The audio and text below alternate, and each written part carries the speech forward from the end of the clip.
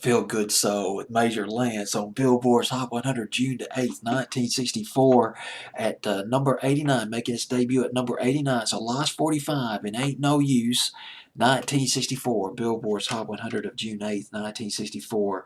One of 12 children, came from a big family, and excelled in basketball, baseball, but his idol was Jackie Wilson. Major Lance met Curtis Mayfield. Him and Curtis Mayfield, they go back to childhood days.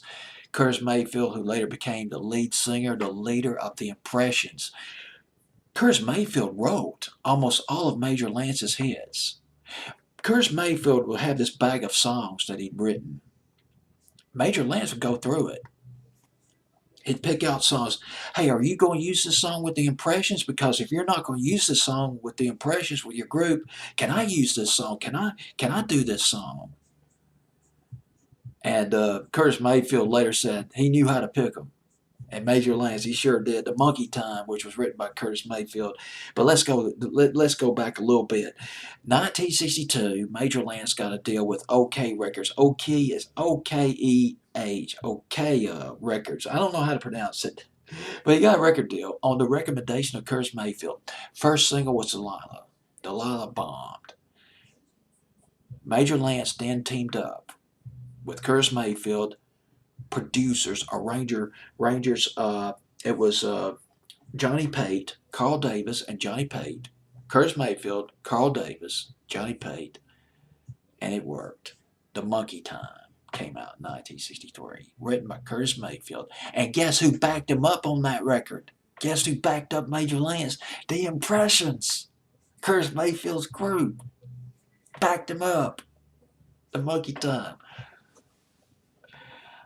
And top 10 in 1963. Then after that, you got the Matador, Hey Little Girl, that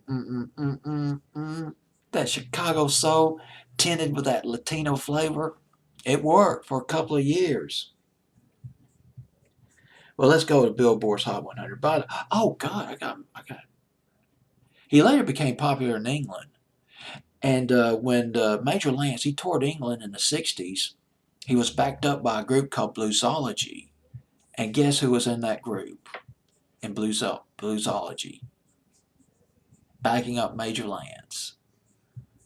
A piano player named Reginald Dwight. A.K.A. Elton John. Before, of course, Reginald Dwight became Elton John. Well, let's go to Billboard's Hot 100. Billboard's Hot 100, June 8th, 1964. Making its debut at this song, It Ain't No Use. Making its debut. I'm reasonably sure that Curtis Mayfield wrote this. There was one song that Curtis Mayfield did not write for Major Lance. But I'm almost sure that he wrote this one for Major Lance.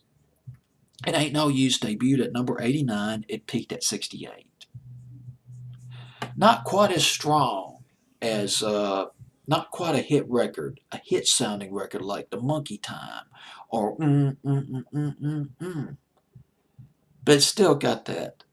It's got that easy going, just sort of a semi-festive, just, you get up in the morning, you fetch up a cup of coffee, turn on the radio, and a Major Lance song plays, and it's like, oh God, this makes my day.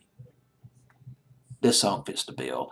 It Ain't No Use at number 89 on Billboard's Hot 100. It was on Billboard's Hot 100 for 2 months, though, back in the late spring, early summer of 1964. Major Lance.